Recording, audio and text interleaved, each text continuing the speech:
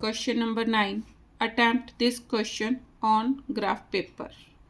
Plot A 3 2 means यहाँ पर मैंने ये x एक्सिस ले ली और this one is y axis. अब मैंने क्या means take 2 centimetre is equal to 1 unit.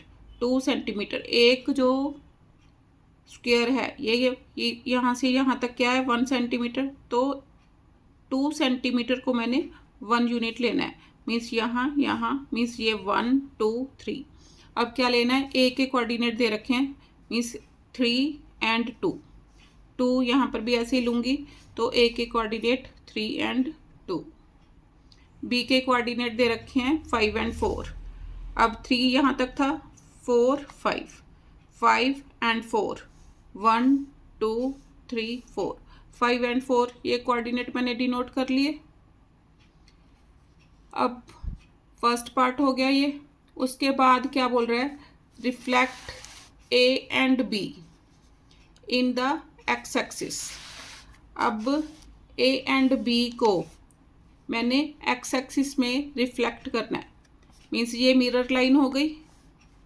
तो जो इसकी इमेज बनेगी मिरर के पीछे बनेगी. यहाँ पर अगर मैंने मिरर रखा यहाँ पर तो इसके पीछे बनेगी.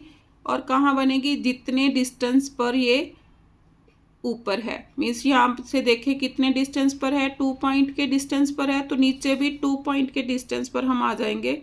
तो ये पॉइंट क्या बन गया, ए डैश बन गया.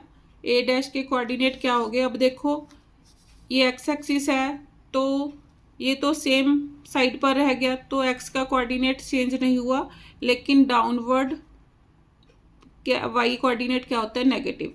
तो वाई का साइन चेंज हो गया 3 एंड -2. अब बी पॉइंट की रिफ्लेक्शन देखो in the line x axis. तो 5 ऊपर को 5 था. अब इस लाइन में इसकी रिफ्लेक्शन देखनी है तो नीचे चला गया. जितना अब यहाँ से यहाँ तक डिस्टेंस कितना 5. तो नीचे भी मेरे को कितना लेना पड़ेगा, 5 यूनिट्स का डिस्टेंस लेना पड़ेगा. तो यहाँ पर आ गया. ऊपर क्या था मेरे पास +4 और नीचे डाउनवर्ड में क्या आ गया -4. तो बी डैश के कोऑर्डिनेट्स क्या बन गए, 5 एंड -4.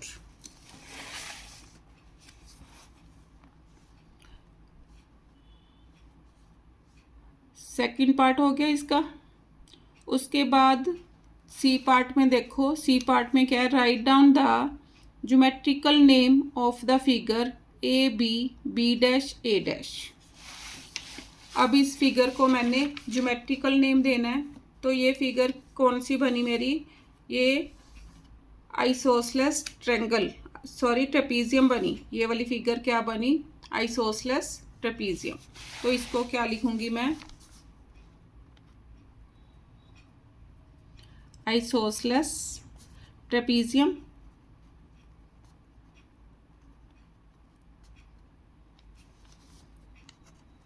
आंसर. उसके बाद the measure of the angle A B dash. A B और बी डैश मीन्स मैंने इस एंगल को मेजर करना है. अब इसके लिए मैं क्या करूँगी, यहाँ से परपेंडिकुलर ड्रॉ करूँगी. परपेंडिकुलर है तो ये एंगल कितना हो गया 90 डिग्री. तो ये राइट एंगल ट्रायंगल बन गई. अब देखो यहाँ से यहाँ तक कितना डिस्टेंस है, 1 2 3 4. और अगर इधर से भी काउंट करूँ 1 1 2 3 एंड 4. मीन्स ये वाली साइड इस साइड के इक्वल है. इसका मीनिंग क्या हो गया कि ये आइसोसेलेस ट्रायंगल बन गई, राइट एंगल आइसोसेलेस ट्रायंगल. अब दोनों साइड्स इक्वल हैं तो इसका मीनिंग क्या हो गया कि दोनों बेस एंगल्स इसके इक्वल होंगे. ये भी x मैंने सपोज कर लिया, ये भी x. अब ये 90 है, ये दोनों एंगल x है. तो ट्रायंगल के तीनों एंगल्स का सम कितना होता है 180. Means x + 90 is equal to 180. 2x is equal to 180 - 90.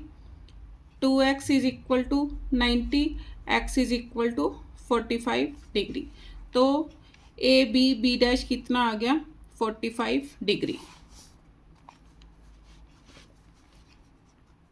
45 degree answer.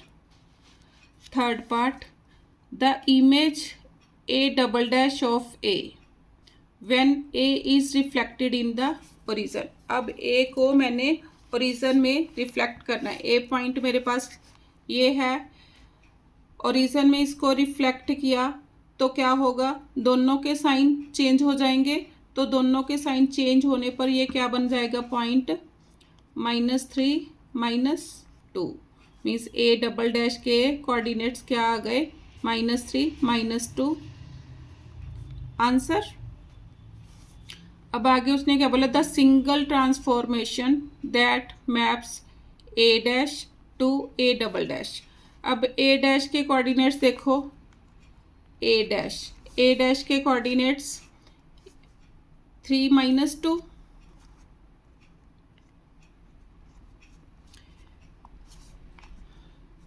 और ए डबल डैश इसके कोऑर्डिनेट -3 -2। अब सिंगल ट्रांसफॉर्मेशन मैंने लिखनी है। अब देखो वाई कोऑर्डिनेट में कोई चेंज नहीं, एक्स कोऑर्डिनेट चेंज हो रहा है। एक्स कोऑर्डिनेट कब चेंज होगा, when reflection in y axis. तो यहाँ पर क्या आएगा, रिफ्लेक्शन इन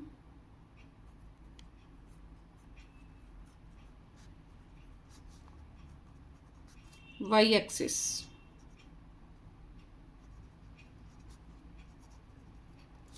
आंसर